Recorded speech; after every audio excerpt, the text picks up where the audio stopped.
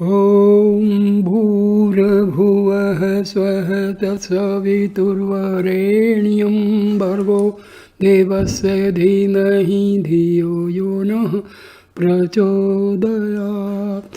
ॐ शान्ति शान्ति शान्तिः। Namaskar, my dear friends.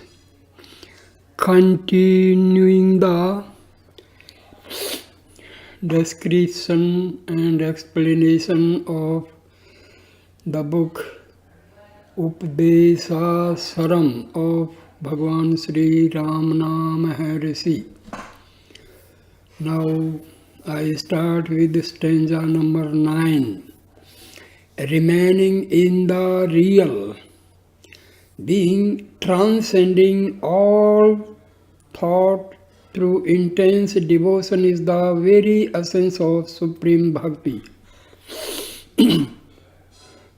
Bhakti, faith or devotion, thought involves a subject to think, the object of thought and the thinking process perceived as three distinct factors known as the Tripati.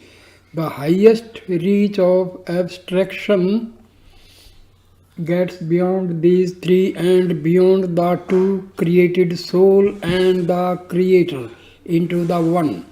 Maharshi in this and the previous stanza is connecting the two, bhakti and jnana, that is devotion and illumination, as they are seen to be the same at the end of one's course. Maharshi often says that bhakti is jnana and jnana is bhakti, a truth clearly brought out by Shankaracharya's definition of bhakti. Savrupa anusandhanam bhaktirittabhidhyate swa atam tattvanusandhane bhakti riyat pare jaguhu.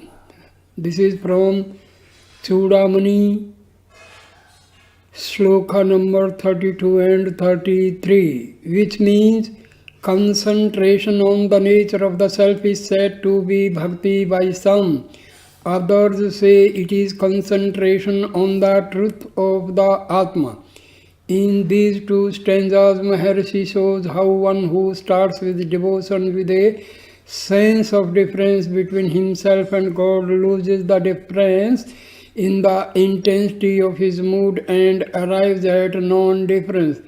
That is jnana, and that is the essence of the highest devotion. Stanza number 10.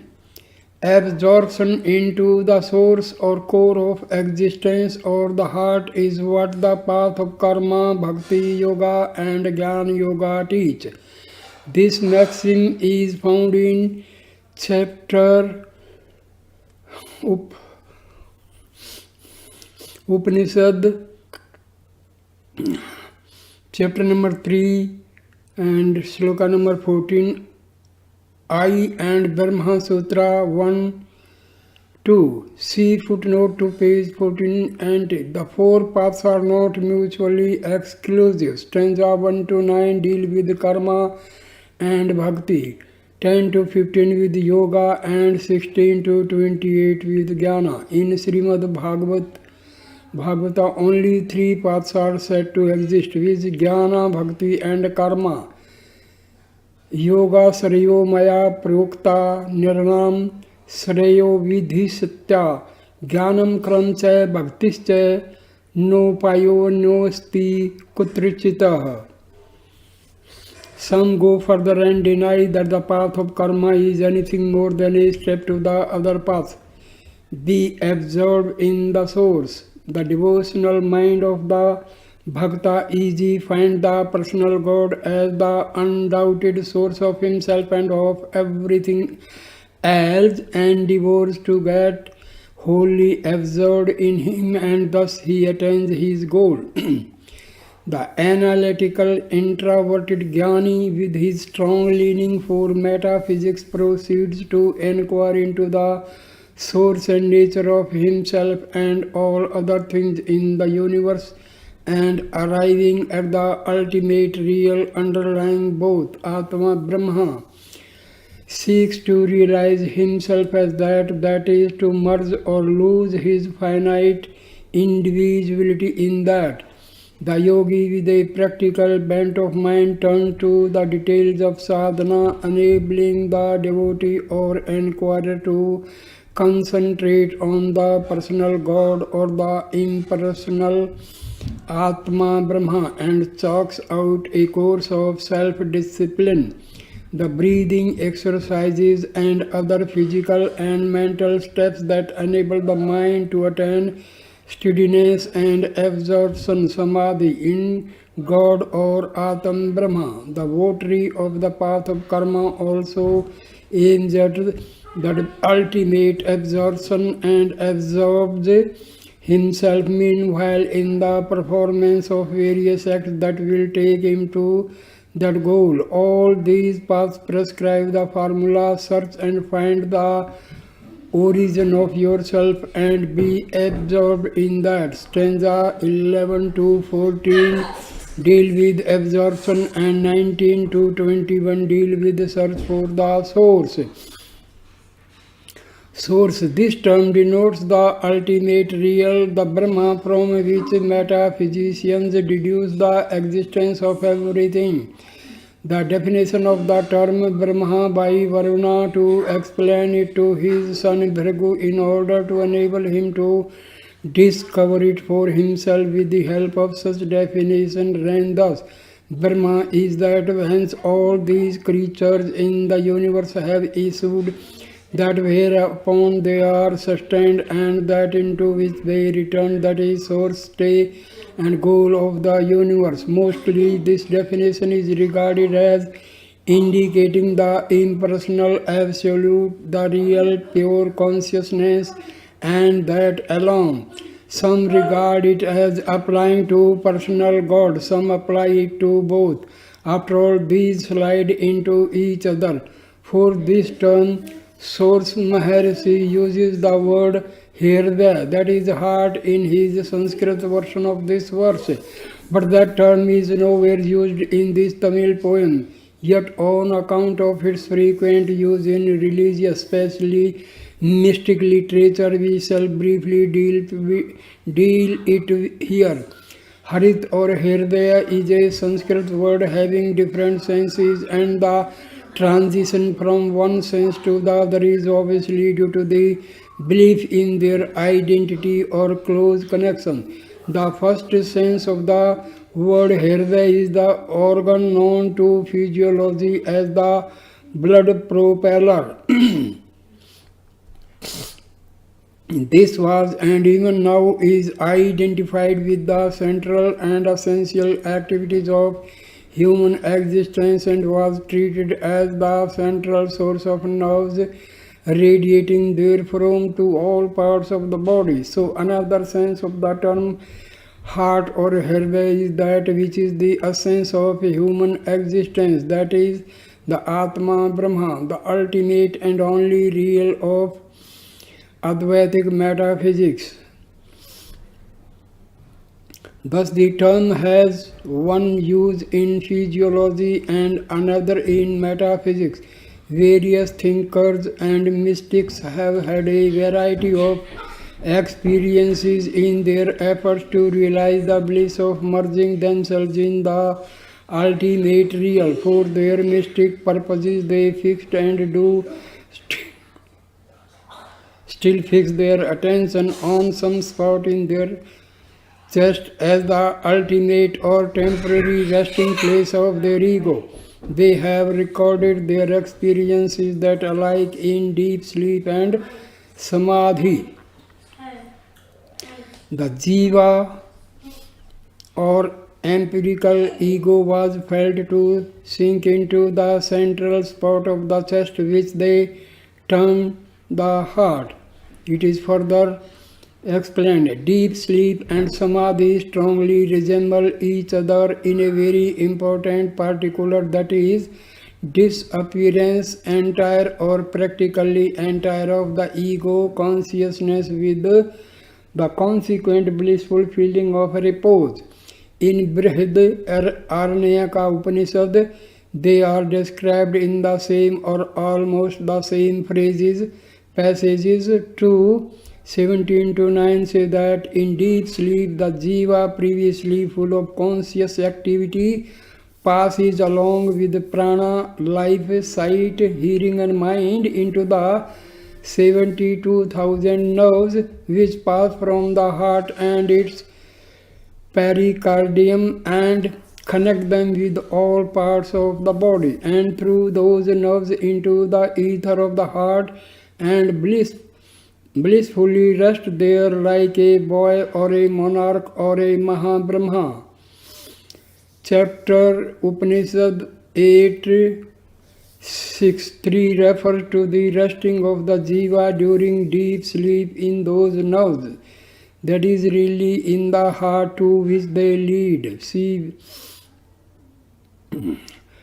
the Upanishad 1:6 Katha Upanishad chapter 6 stanza sloka number 17, chapter 4 and sloka number 12 and 6, chapter 3 sloka 12 Mundagnu Upanishad chapter 3 and sloka 5. Among numerous texts describe Brahma as residing in the ether of heart or in the cave or in the body generally.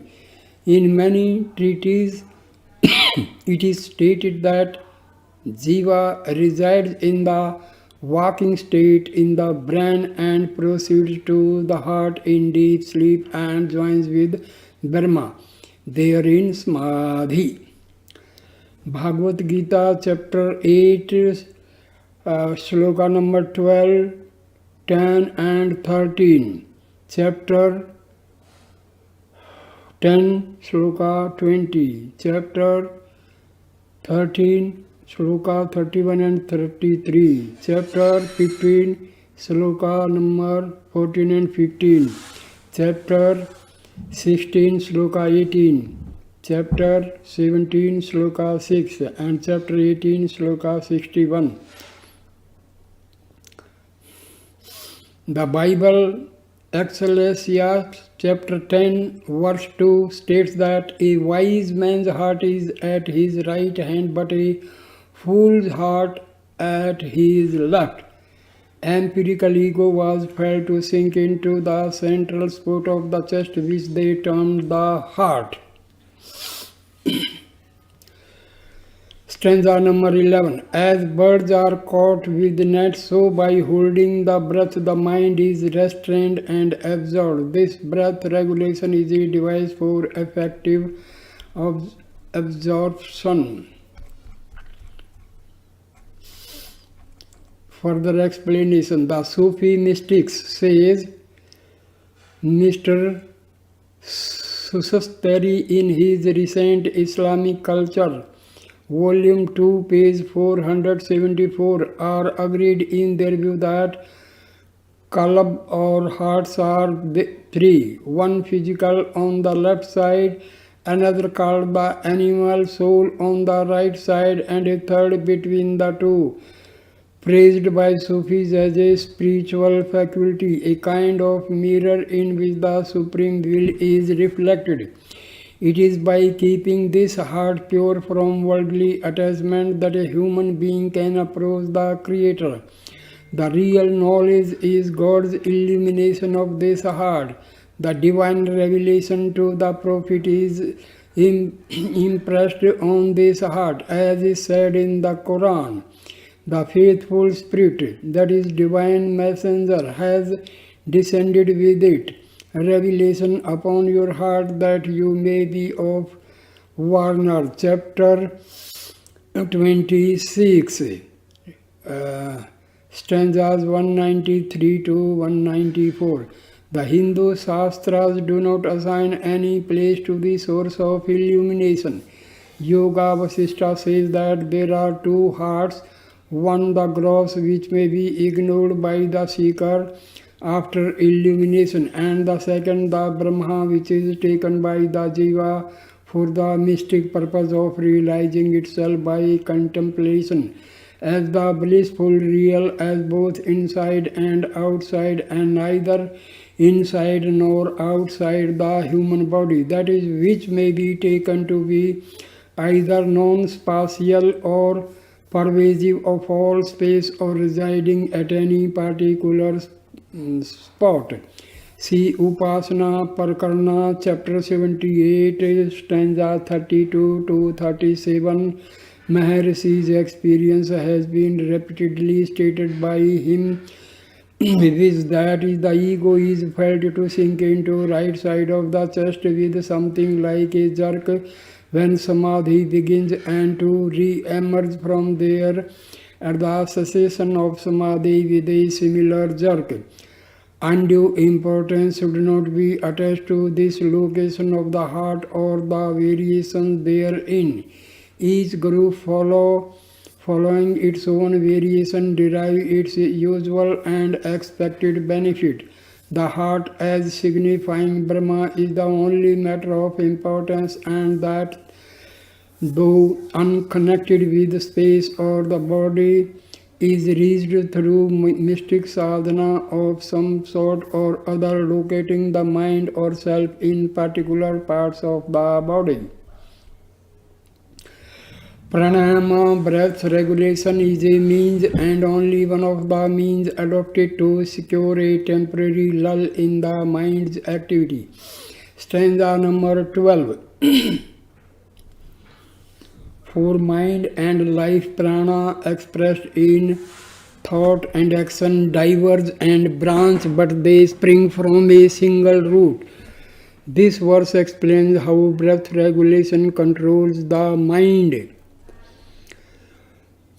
Stanza number 13. Absorption has two forms, which laya and nasa. That which is merely absorbed in laya revives; if dead, it revives not. Notes: laya is temporary absorption, nasa is permanent. The absorption described in the 11th stanza is temporary. The spiritual aspirant cannot rest content with that. He must proceed to manonasa, the permanent absorption described in the 14th and 15th verses. Manonasa, that is literally death of the mind, does not really mean becoming insentient.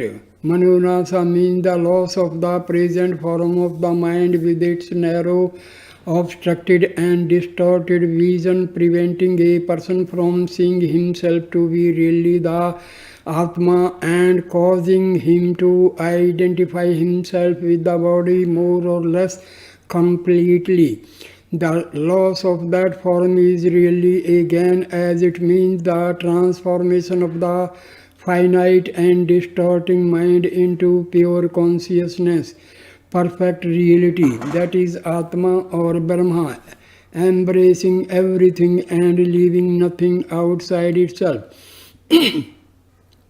If the term consciousness in pure consciousness is taken as necessarily implying the existence of mind in some form, then it may be correct to say that in the entire course from the novitiate to the state of realization, a person is never without a mind. In fact, we find in religious literature expressions referring to the mind of a jnani or Jivan Mukta. Great saints themselves have given us personal hints on this matter that are of great value. They refer to their enjoyment of bliss in the Satyachit Ananda state and declare it to be ineffable. Sri Ramakrishna Paramahansa explained that the mind in that state was like a thin line drawn on water, having a fugitive existence, or like a rope burned to ashes. Such a rope retains the form and appearance of a rope, but one cannot bind anything with it.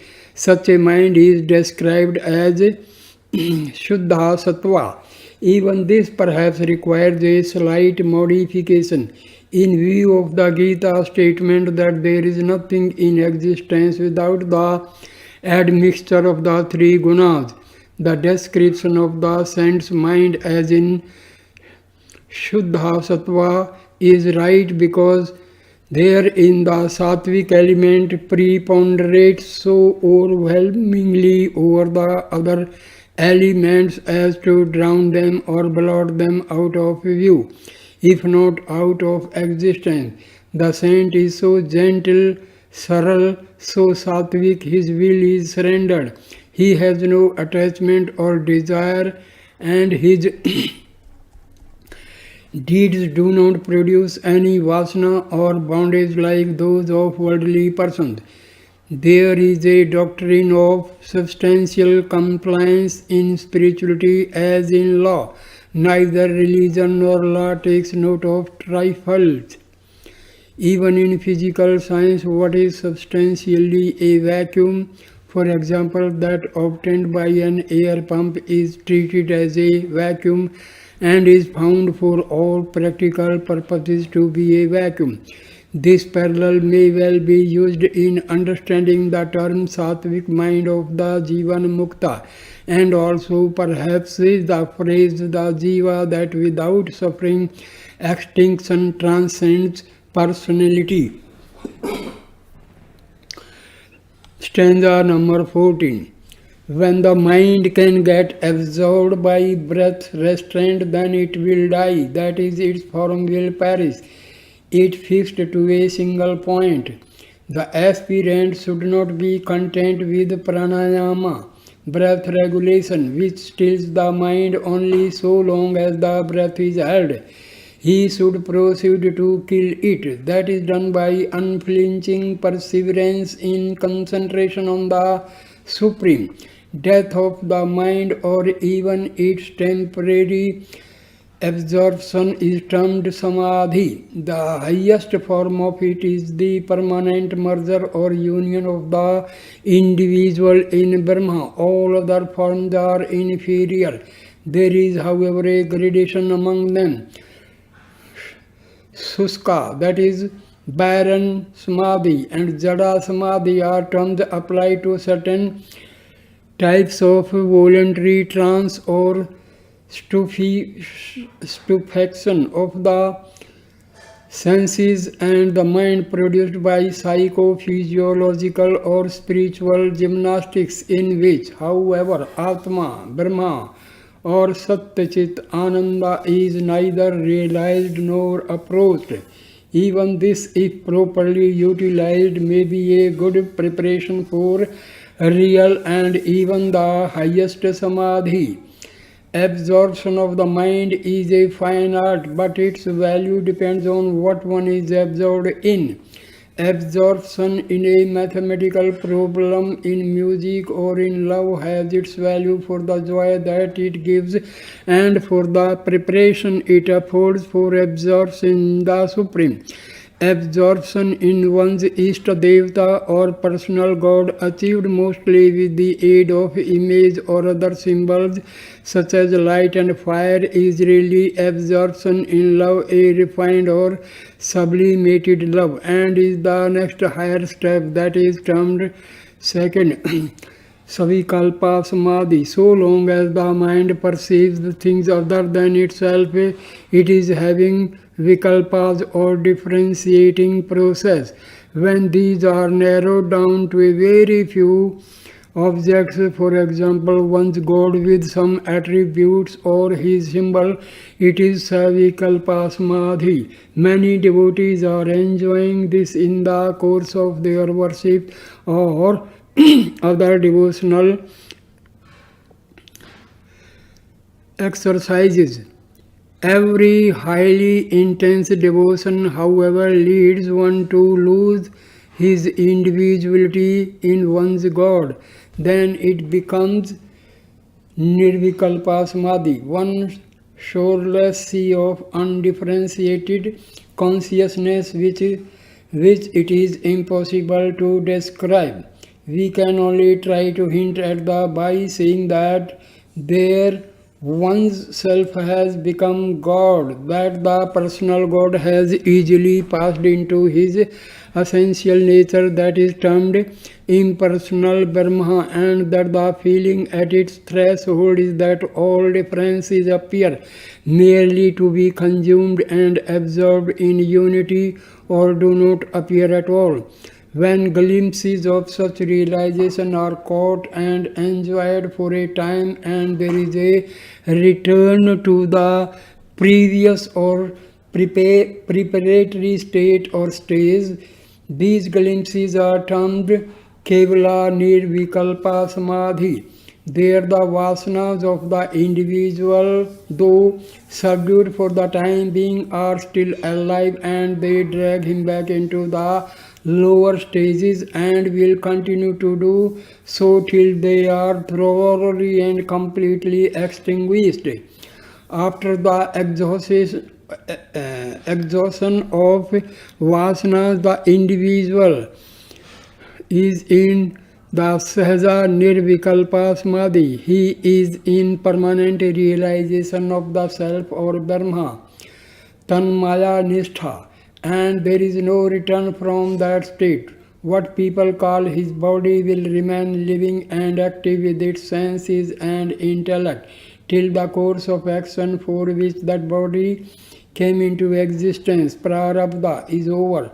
But this is the view of the onlooker. The realizer does not anymore identify himself with that body or its activity and feels no attachment or concern with its activity or inactivity or the attendant pleasure or pain. This is what the next verse states. Verse number 15. The great yogi whose mind is extinguished and who rests in Brahma has no karma, as he has attained his true nature Brahma. Bhagavad Gita chapter 3 verse number 17-18, Brihadaranyaka Upanishad chapter 4 and verse 12. He feels no need or desire for karma. When it is performed, he does not feel that he is the actor. The results do not affect him. So it is said that he has no karma. The bondage of karma does not affect its creator God, personal or impersonal, nor the self-realizer in his Tanmaya Nishtha state of realization. God's and Jivan Mukta's acts may seem to be like worldly person's acts, but are really sui generis and produce no such results, nor do they recoil. That is the first act of creation. Subsequent acts of creation and incarnations, avatars, are not the result of any previous karma or vasana, nor do they produce any phala or vasana affecting the freedom of God. Bhagavad Gita chapter 4 verse number 6, 13 and 24, chapter number 9 24. See Appendix C. The saint who has entirely surrendered his will to the Supreme say, I, not I, but the Supreme in me. Or in the words of Bhagavad Gita, chapter 5, verse 7 to 14, he lies secure and happy within, yet aloof from the body, quiet, unmoved, untouched by its vasanas and consequent activities, realizing that he is not the agent. Such a saint is referred to here as one that has lost his ego or mind and has escaped mukta karmic bonds. The next and following verses proceed to show him the wise escape such bondage. Where any activity produces beyond the immediately intendedly result, ulterior results over mastering the agent's will, that is, transforming him and subjecting him to unintended and desired fruits and penalties. Penalties entailing involuntary rebirth. It is termed as bondage. Desire is its cause. So I end the video here and will continue next video with stanza 16 onward. Thank you, my dear friends, for listening this video, watching and listening this video with patience. Thank you so much. Please like, comment and share the video and subscribe my channel. Namaste, my dear friends. Namaste.